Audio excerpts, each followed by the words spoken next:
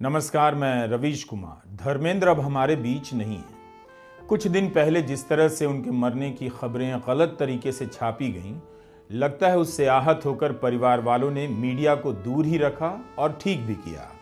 जाते जाते मीडिया से धर्मेंद्र की यह बगावत याद रखी जानी चाहिए। हिंदी सिनेमा के पर्दे पर धर्मेंद्र जैसा सजीला जवान कम ही आया।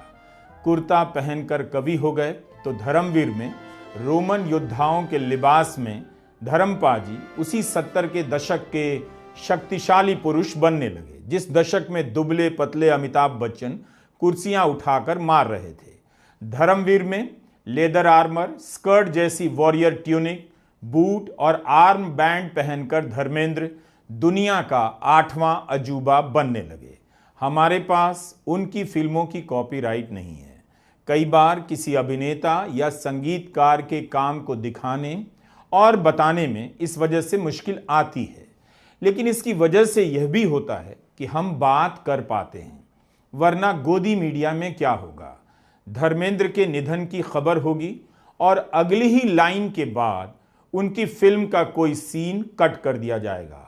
2 लाइन भी ठीक से नहीं बताई जाएगी कि धर्मेंद्र क्या थे, उनकी फिल्म का गाना चला दिया जाएगा। एक दर्शक के रूप में आपको सूचना दी जा रही है कि किसी बड़े अभिनेता का निधन हुआ है, लेकिन जो वीडियो आपकी आंखों के सामने चलाया जा रहा होता है वह उसके काम के जश्न का होता है।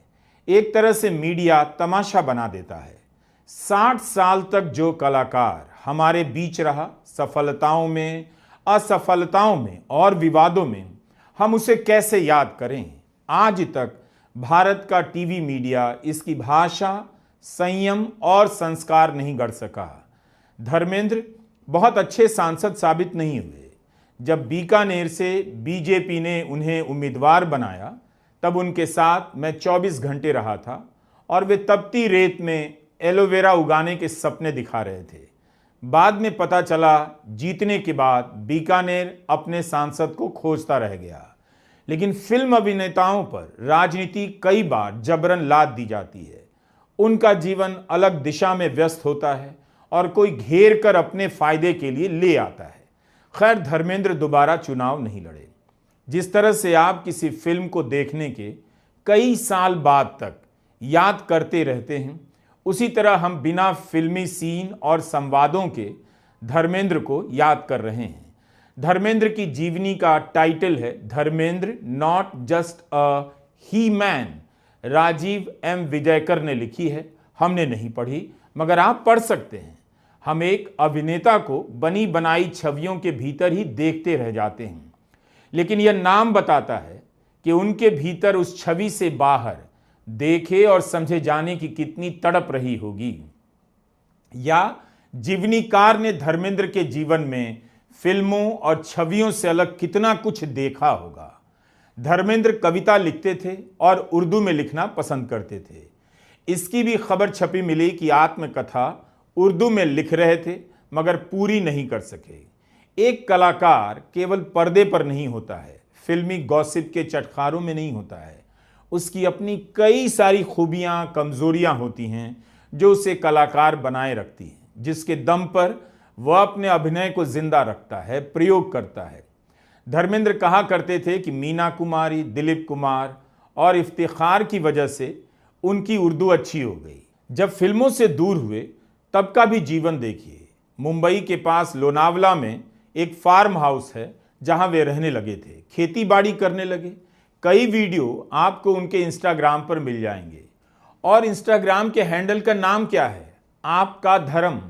मैं धर्म नहीं, आपका धर्म। तो यह एक रेंज होता है कलाकार का। कहानी केवल उसके संघर्ष और सफलता की नहीं होती है, उसकी भी होती है जब वह इन दोनों से मुक्त होकर एकांत में जी रहा होता है। मट्टी का बेटा हूं, मरते मरते भी कुछ कर जाऊंगा। उखड़ती बूढ़ी सांसों से चुरा के चंद सांसें में चीर के सीना धरती का फसल नई बो दूंगा। खेतों में फिर हरियाली की चादर जब बिछ जाएगी, खेतों में फिर हरियाली की चादर जब बिछ जाएगी, उगाएगी जवानी मेरी, सांसों में सांसें भी आ जाएंगी। और फिर पकते पकते फसल सुनहरी जब हो जाएगी, लेके दाती हाथों में गाता गीत बैसाखी के, मैं सोने के ढेर लगा दूंगा। बहुत खराब डांस करने वाले धर्मेंद्र ने जब भी डांस किया, जनता ने खूब ताली बजाई। प्रतिज्ञा फिल्म का गाना याद होगा, मैं जट यमला पगला दीवाना।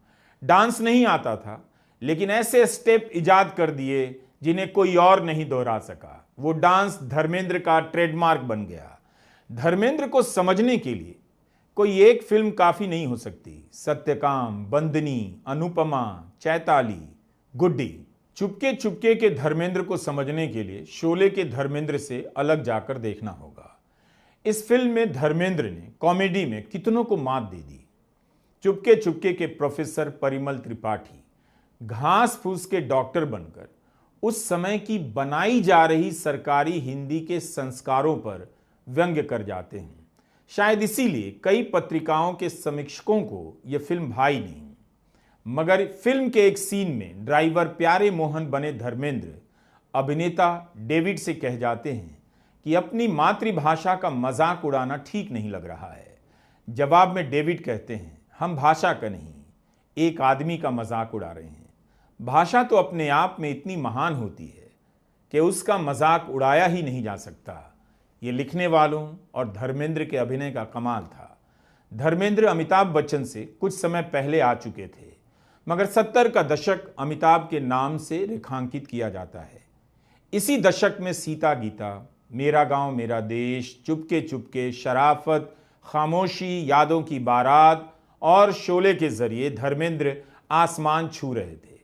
Amitabh Bachchan angry young man कहे गए, लेकिन धर्मेंद्र का गुस्सा भी उतना ही लोकप्रिय था। बच्चन का गुस्सा सिस्टम के खिलाफ था, तो उनके गुस्से में अभिनय का एक सिस्टम था, बहुत बर्दाश्त के बाद फूटता था। लेकिन धर्मेंद्र का गुस्सा तैश और आवेश का था, आ गया तो कोई रोक नहीं सकता। उनके गुस्से को उस समय के लोगों ने अमिताभ बच्चन के गुस्से के सामने कॉमिक रिलीफ के रूप में भी स्वीकार किया होगा। धर्मेंद्र जब गुस्सा करते थे तब दिख जाता था कि हुलिया बिगड़ गया है, आपा खो चुके हैं और किसी को छोड़ने वाले नहीं हैं। 70 के दशक में कई ऐसे किरदार धर्मेंद्र ने निभाए जो निहायत ही शरीफ थे। शायद उनका असर रहा होगा कि उनके जैसे किरदारों में अमिताभ बच्चन भी नजर आने की कोशिश करते हैं। 80 और 90 के दशक में धर्मेंद्र को चाहने वालों ने उनकी अजीब अजीब फिल्मों को भी हिट करा दिया, जो पैसा तो कमाती थी मगर दर्शक भूल भी जाते थे। 1987 में धर्मेंद्र की 7 फिल्में हिट हो गईं। 90 के दशक में उन्होंने मिथुन चक्रवर्ती की तरह बी ग्रेड फिल्मों की राह पकड़नी शुरू कर दी, मगर मिथुन की तरह इन फिल्मों से वैसी सफलता नहीं मिली। एक ऐसा समय भी आया जब सनी देओल ने अपने पिता से कह दिया वो ऐसी फिल्मों में काम ना करें। धर्मेंद्र ने अपने करियर की शुरुआत एक सौम्य रोमांटिक हीरो के रूप में की, मगर ख्याति मिलती है फिल्म फूल और पत्थर से, जिसमें हम पहली बार गरम धर्म का रूप देखते हैं। यही छवि उनके करियर की पहचान बन गई, जिसने उन्हें दौलत भी दिलाई और लोकप्रियता भी। लेकिन धर्मेंद्र के मन में हमेशा इस बात का मलाल रहा, उन्हें कभी अमिताभ बच्चन या संजीव कुमार की तरह संजीदा कलाकारों की फहरिस्त में जगह नहीं मिली। यहां तक कि उनके महानतम अभिनय को भी कभी फिल्म फेयर में जगह नहीं मिली। धर्मेंद्र को सत्यकाम के लिए कोई पुरस्कार नहीं मिला, जो शायद उनकी बेहतरीन परफॉर्मेंस और शानदार फिल्म मानी जाती है। इस फिल्म ने खुद तो नेशनल अवार्ड जीता, मगर धर्मेंद्र को अभिनय के लिए कुछ नहीं मिला। इसी तरह धर्मेंद्र को ऋषिकेश मुखर्जी की एक और क्लासिक फिल्म अनुपमा के लिए प्रेसिडेंट मेडल मिला, लेकिन अजीब बात है कि फिल्म फेयर इस बार भी नहीं मिला। ऐसे ही धर्मेंद्र ने चुपके चुपके में एक और शानदार प्रदर्शन किया, जिसमें उन्होंने अपनी कॉमिक टाइमिंग के मामले में अकेले ही हर दूसरे एक्टर को पीछे छोड़ दिया था, फिर भी उन्हें अवार्ड नहीं मिला। शायद आई मिलन की बेला के लिए फिल्म फेयर अवार्ड के हकदार माने जा रहे थे, जिसमें उन्होंने ग्रे शेड रोल करने का रिस्क लिया या बंदनी और गुड्डी में अपनी सहायक भूमिकाओं के लिए। हैरानी तब भी होती है जब उन्हें गुलामी जैसी फिल्म के लिए अवार्ड नहीं मिलता है और अमिताभ बच्चन उसी साल मर्द जैसी मसाला फिल्म के लिए जीत जाते हैं। 1987 में हुकूमत के लिए उन्हें अवार्ड नहीं मिला क्योंकि उस साल फिल्म फेयर अवार्ड्स नहीं हुए। घायल के लिए एक प्रोड्यूसर के तौर पर नेशनल अवार्ड मिला। अंत में उन्हें life time achievement film fair award दिया जाता है। धर्मेंद्र इसे उदारता के साथ स्वीकार भी करते हैं। तब उन्होंने कहा कि 37 साल से इंतजार करते रहे, शायद अवार्ड मिल जाए। उस कार्यक्रम में उन्होंने यह भी कह दिया, हर बार सूट सिलवाते थे लेकिन बाद में सिलवाना बंद कर दिया। दिलीप कुमार ने उन्हें लाइफ टाइम अचीवमेंट अवार्ड दिया। यह धर्मेंद्र का कमाल था, दिल की बात कहने से खुद को नहीं रोक पाते थे। कह दिया कि इस एक ट्रॉफी में पिछले 15 साल की ट्रॉफियां देखता हूं। अनुपमा में अपने शानदार काम के लिए उन्हें राष्ट्रपति द्वारा पुरस्कृत किया गया, जिससे खुश होकर फिल्म अनुपमा की सफलता के बाद धर्मेंद्र ने तय किया सत्यकाम बनाएंगे। फिल्म सत्यकाम और अनुपमा की स्टार कास्ट में बहुत से कलाकार समान थे, जैसे धर्मेंद्र, शर्मिला टैगोर, तरुण बोस आदि। ऋषिकेश मुखर्जी और धर्मेंद्र दोनों ही सत्यकाम को अपनी बेस्ट फिल्म बताया करते थे। सत्यकाम फ्लॉप हो गई और धर्मेंद्र का दिल टूट गया। ऋषिकेश मुखर्जी हमेशा से धर्मेंद्र के गुरु और दोस्त के जैसे रहे, जिनकी फिल्मों में हमें धर्मेंद्र का संजीदा पक्ष देखने को मिलता है। उनकी खूबसूरती तो ऐसी थी कि उन्हीं के दौर के अभिनेता उनसे ईर्ष्या करते होंगे। जब फिल्मों में धर्मेंद्र आए तब उन्हें पहलवान कहकर दुत्कारा भी गया, पर अपनी इसी विशिष्टता को उन्होंने अपनी काबिलियत में बदल दिया। किसी का ताना कभी बर्दाश्त कर नहीं पाए। झगड़ों के किस्से भी खूब हैं। काजल फिल्म के सेट पर राजकुमार ने कह दिया, आजकल अभिनेताओं के नाम पर पहलवान आ रहे हैं। तब वे राजकुमार से ही भिड़ गए।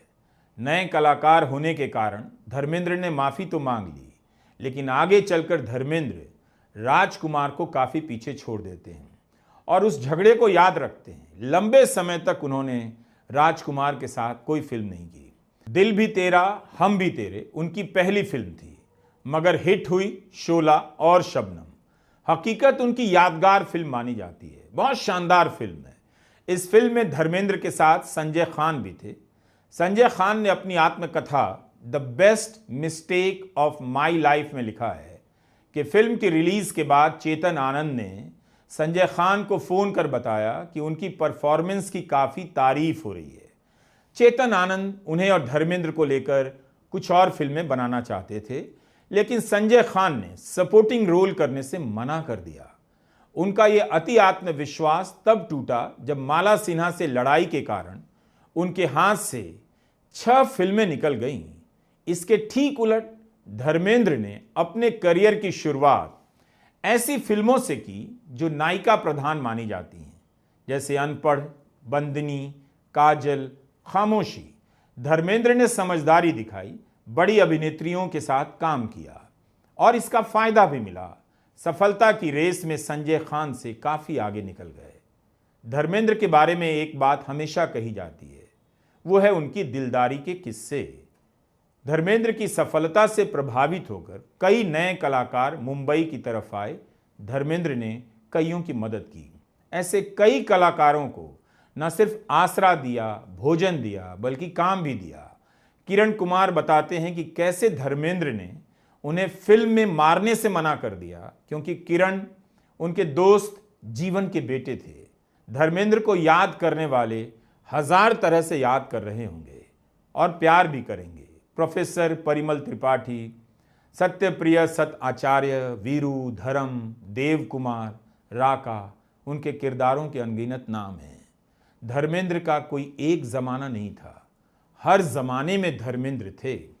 पुरस्कार नहीं मिला, लेकिन लोगों ने खूब प्यार दिया। 89 साल की उम्र में इस दुनिया को छोड़ गए।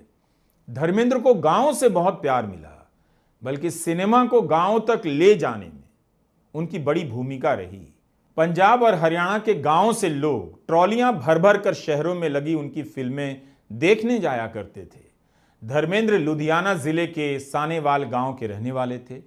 किस्सा है कि जो भी इस गांव से आता था, धर्मेंद्र जमकर उसकी खातिरदारी मुंबई में करते थे।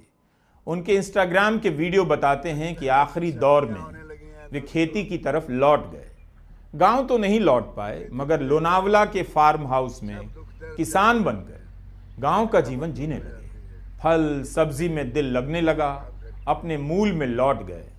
आज गांव वालों का यह सुपरस्टार चला गया। नमस्कार, मैं रवीश कुमार।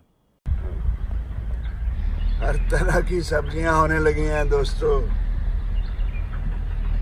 अपनी खेती को देखकर सब दुख दर्द जाते रहते हैं, थकावट दूर हो जाती है।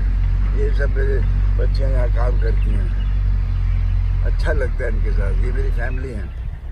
ओके, जीते रहो, लव यू।